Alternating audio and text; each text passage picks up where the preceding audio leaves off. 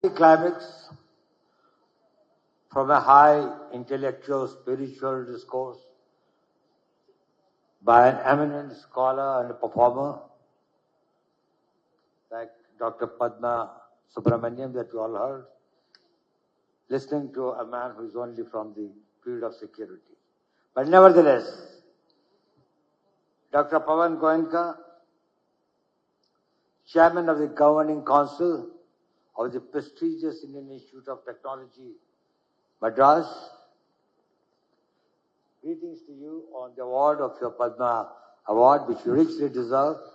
Your contribution to the country is great, and it's also a matter of pride that you're also a former IITian. Dr. V. Kamakoti, Director of IIT, whom I hold in one of the highest esteems, and whose contribution to, not only to the institution and to the discipline of engineering and technology, but to the nation at large, has been tremendous. My association with him now for nearly a decade has been stupendous. And I'll tell you that in very, very difficult times, he had held our hand and has continued to guide and give us a lot of comfort and a lot of support. Esteemed members of the Senate, members of the staff, graduating students and their families, distinguished guests, ladies and gentlemen. I really feel honored and delighted to be here at this hallowed institution of a great reputation, which has got the first of many kinds to its credit, whose contribution, whose pioneership, whose new initiatives has been of a great value to this nation.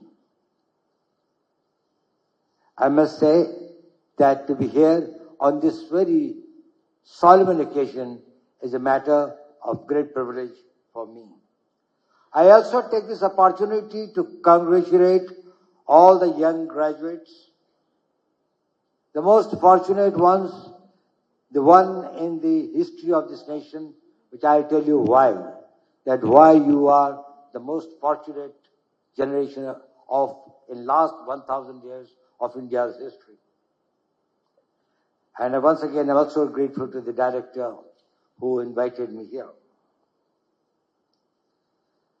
Gentlemen, firstly, you should all be very proud that you belong to an institution of which tomorrow you will be the alma mater, the Indian Institute of Technology, Madras, which has produced 48,000 graduates like you who have served the nation and have made a great name for themselves and for the country.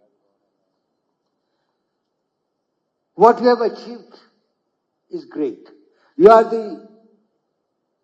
have proven intelligence, dexterity, commitment, by which you have been able to achieve, which very few in this country aspire and are able to achieve it as a reality. You also have got a great future ahead.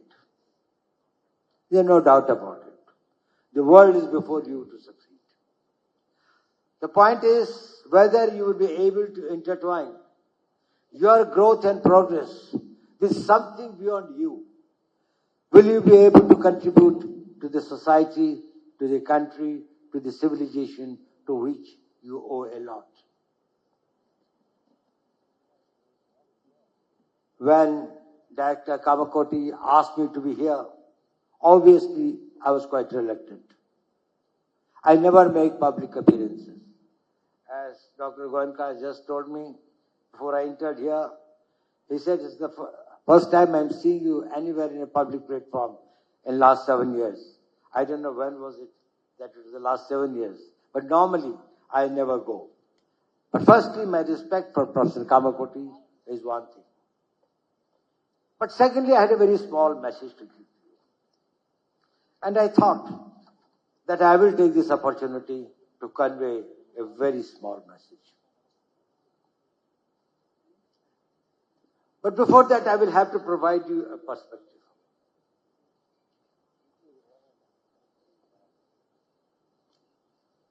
You belong to a country, to a civilization which has been beleaguered, bled, dishonored, this thing for 1,000 years.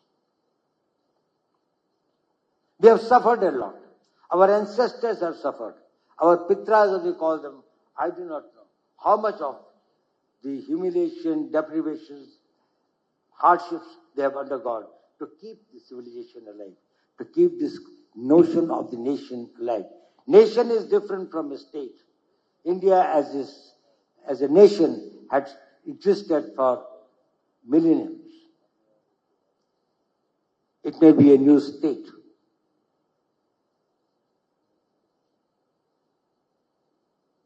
Even when we got independence in 1947, our GDP was barely $20 billion.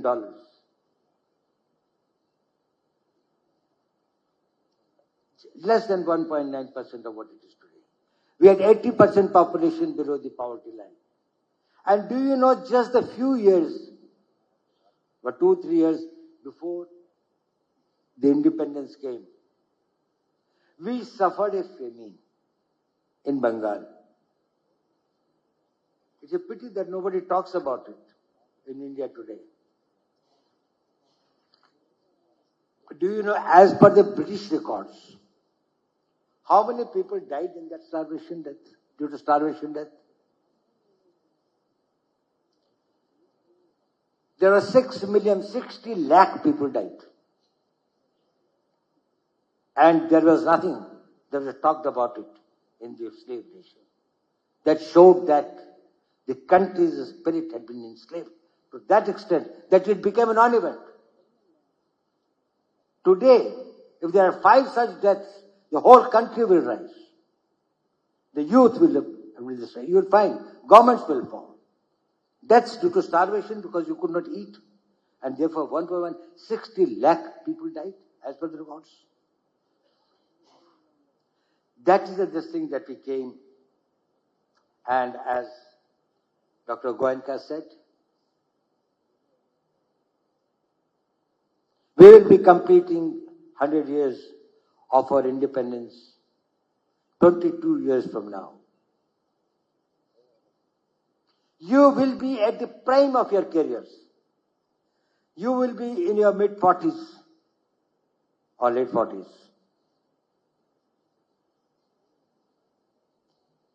You would have experience. You will have the knowledge. You would also have the personal stability, financial stability, family stability, social stability by that time. And still you will have many decades to contribute and work.